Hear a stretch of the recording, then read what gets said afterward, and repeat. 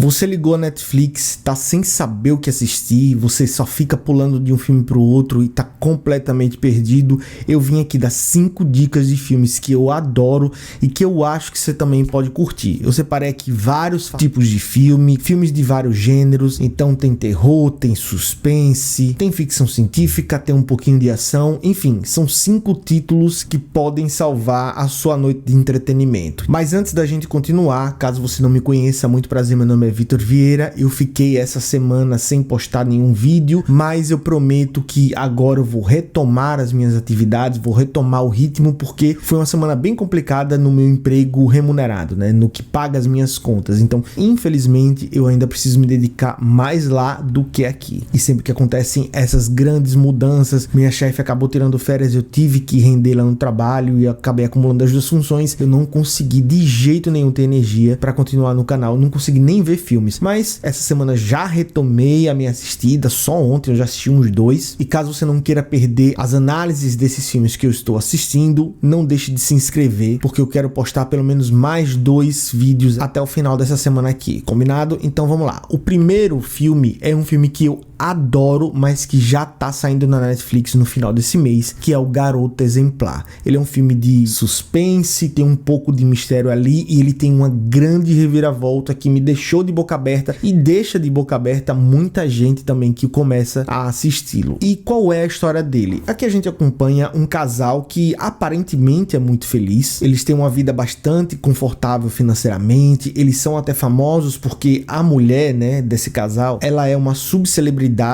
O pai dela era desenhista, fazia livros, lançava livros de histórias infantis, e ela era a personagem que dava vida, a personagem principal dessas histórias. Por conta disso, ela, a pessoa, acabou sendo a queridinha da América por um bom tempo. E como ela cresceu sendo esse exemplo de pessoa, ela sempre foi educada a ser muito polida, a ter aquele padrão de etiqueta muito alto. Então ela sempre fala baixo, ela sempre é muito educada nos lugares, ela é sempre muito solícita, então todo mundo vê ela como uma pessoa essencialmente boa, alguém que seria incapaz de fazer qualquer coisa de ruim para outra pessoa. Porém, sem qualquer explicação, um dia ela desaparece, e obviamente o principal suspeito do desaparecimento é o marido, até porque a polícia, quando começa a investigar o desaparecimento dela, começa a encontrar indícios de briga pela casa, de que talvez ali tenha tido algum conflito mais físico, entendeu? Alguma briga mesmo. Tem manchas de sangue espalhadas pela cozinha, coisas que dão sugestão de que talvez tenha ocorrido algum crime ali, e a gente vai acompanhando a vida desse cara durante essas investigações. É mostrado também pra gente que a vida perfeita deles não era tão perfeita assim, eles acabavam brigando demais, ele tinha um caso fora do casamento, enfim, era uma vida cheia de bagunça, que muitas coisas rolavam por detrás das câmeras, e a gente vai ficando cada vez mais intrigado para saber aonde aquela história vai dar, porque o jeito que ela é contada é algo que prende demais a sua atenção. E cara, a todo momento, principalmente quando o plot twist, quando a reviravolta veio à tona, eu fiquei, meu Deus do céu, eu não acredito que isso tá acontecendo. E uma coisa bem interessante desse filme também é que essa reviravolta, ela não acontece no finalzinho, ela é um pouquinho depois da metade, o que deixa a gente com aquela pulga atrás da orelha. Pô, ainda tem isso tudo de filme, o que mais vai acontecer? Só que o que vai acontecendo não diminui em nada do ritmo dessa história. Pelo contrário, a gente fica ainda mais curioso para saber como aquilo vai se desenrolar, como as coisas vão ficar depois que esse ponto de virada acontece. É um filme excelente, para mim é um filme maço, nota 10, e eu trouxe ele primeiro aqui dessa lista justamente porque ele já está saindo, então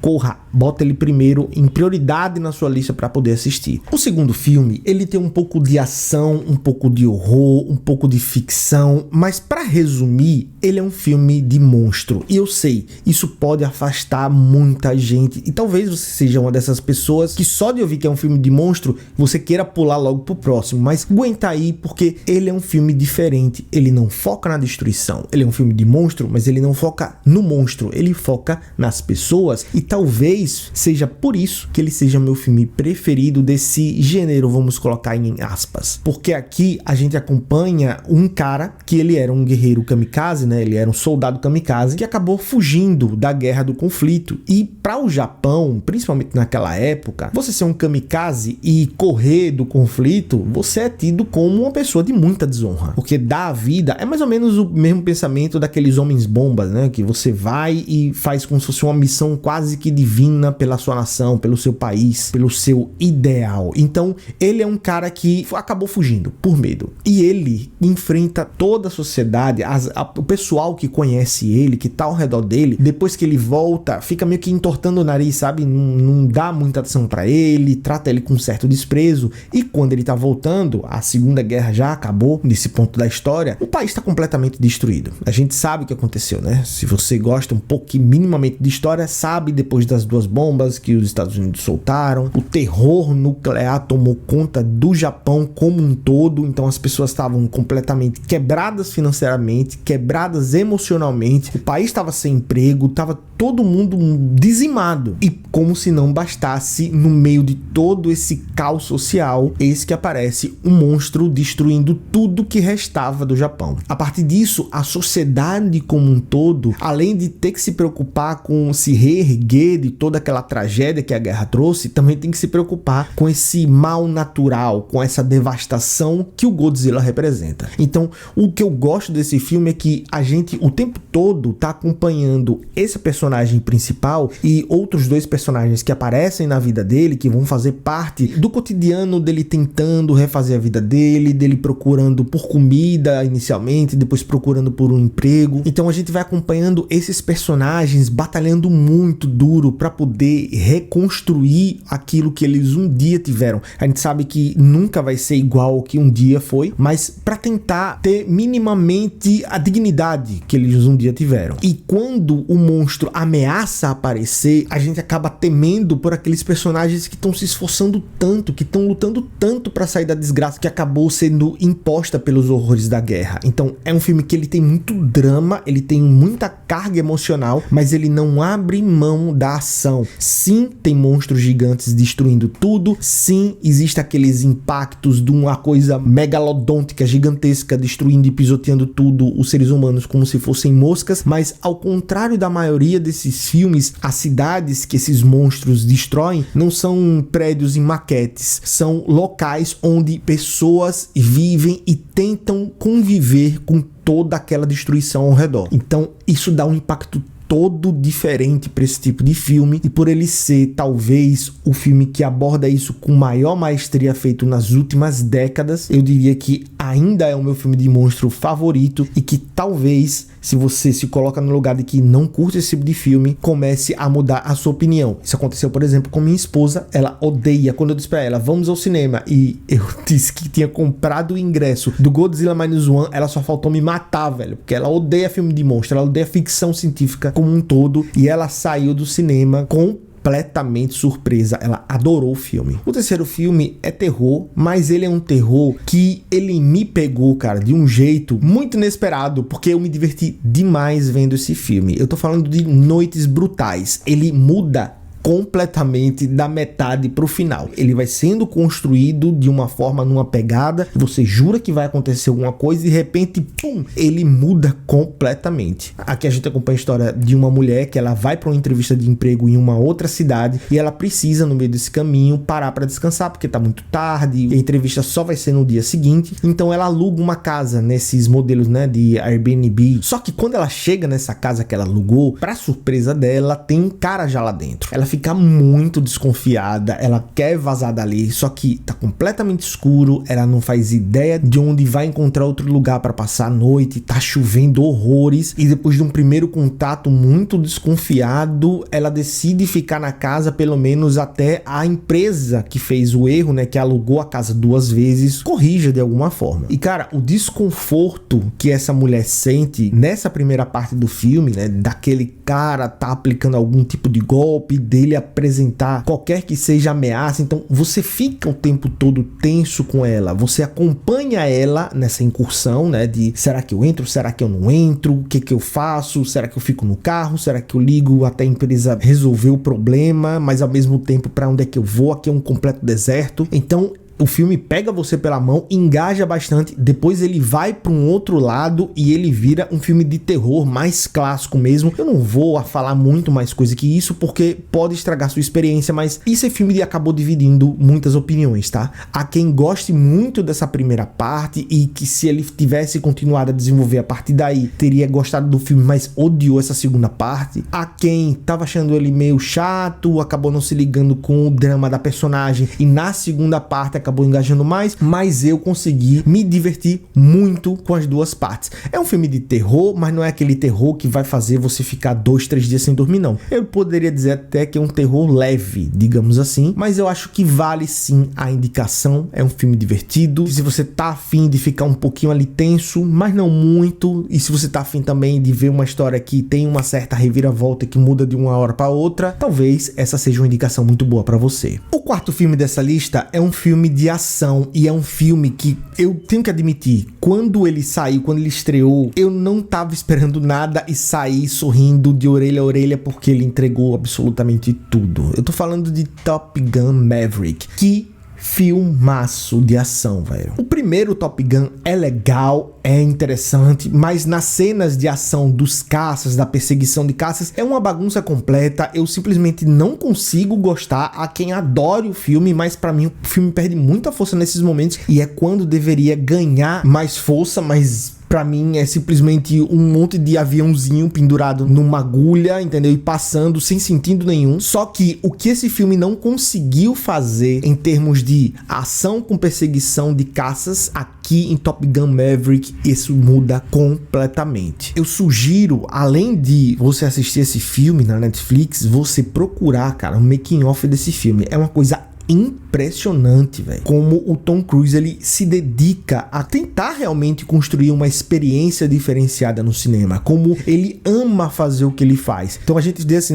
ele é muito doido, ele com a idade que ele tem, ele se expõe demais aos riscos. A gente já sabe que ele tem essa pegada, mas o amor que ele sente pelo exercício dessa profissão dele, cara, acaba transparecendo demais aqui em Top Gun. As cenas são primorosas, os cortes, a edição, você entende tudo que tá acontecendo, você entende o drama que tá se passando numa decisão difícil dentro de cada cabine, você entende o percurso dos aviões, é tudo muito bem feito, tudo muito bem editado, tudo muito bem filmado, ganhou o Oscar de melhor som. O som desse filme é uma coisa de outro mundo, velho. Se você puder assistir esse filme, claro que no cinema não vai rolar mais, e é muito difícil a gente ter um esquema de som em casa comparável do cinema. Tem gente muito rica que tem, mas enfim, se esse não for o seu caso, se você puder pelo menos assistir esse filme com um fone de ouvido de médio para bom, já vai ajudar, mas num volume considerável, claro que tendo cuidado com a sua saúde, né, sua audição, porque a gente não pode abusar, mas você ali num sistema de som isolado, porra, é a melhor coisa que você faz, porque o som desse filme é incrível e ele coloca você dentro da ação, dentro das acrobacias de uma maneira sensacional. A gente acompanha o Maverick depois de muitos anos, ele nunca se interessou em subir de patente, ele continua com a patente bem lá embaixo e ele inicia o filme em um programa de testagem de aviões super potentes, super velozes, só que esse programa tá dando mais gasto do que resultado e o governo, né, o exército decide cortar, o que deixa ele completamente sem rumo, completamente sem chão, mas ele é chamado para treinar um grupo de jovens aeronautas para uma missão que é praticamente impossível. E aí rola também uma história de romance, não é com o romance da primeira mulher que estava no primeiro, é um romance que ele tem do passado, né, nesse meio do caminho aí, e é um filme que ele fala de superação, de medos, de abandono, fala sobre como é difícil você ter relações complexas, fala de amizades do passado, fala de luto, enfim,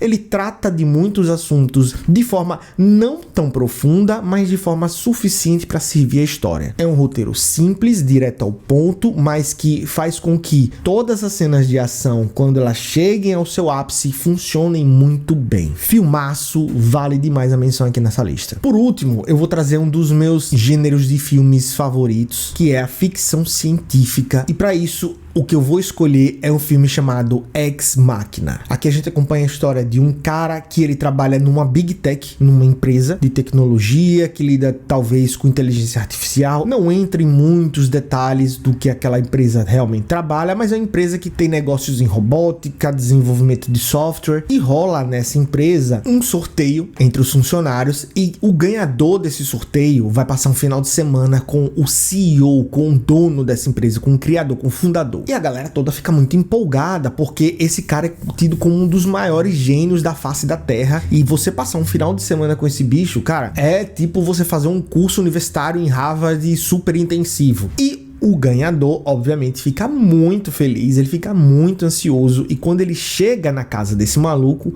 ele percebe que é um lugar completamente isolado, tem uma segurança, né, muito elevada, e nesse lugar, é tipo uma casa-fortaleza, ele se depara com a tecnologia que ele jamais poderia imaginar que existisse na época que ele está vivendo, que são robôs humanoides com inteligência muito, mas muito próxima do ser humano como a gente. Então é uma inteligência artificial muito avançada dentro de um corpo robótico também muito avançado ao ponto de fazer com que até a textura pareça ser pele de verdade, a temperatura corporal, enfim, se esse robô fosse colocado no meio da rua, né, com a pele que ele é colocada lá no filme, que o filme apresenta, a gente não saberia, mesmo tocando, distinguir ele de um robô para um ser humano comum. E obviamente ele fica muito encantado com tudo aquilo que ele tá vendo, com aquela tecnologia que ele tá tendo em primeira mão, né, que ele tá presenciando ali. Mas claro, nem tudo são flores. Eis que ele é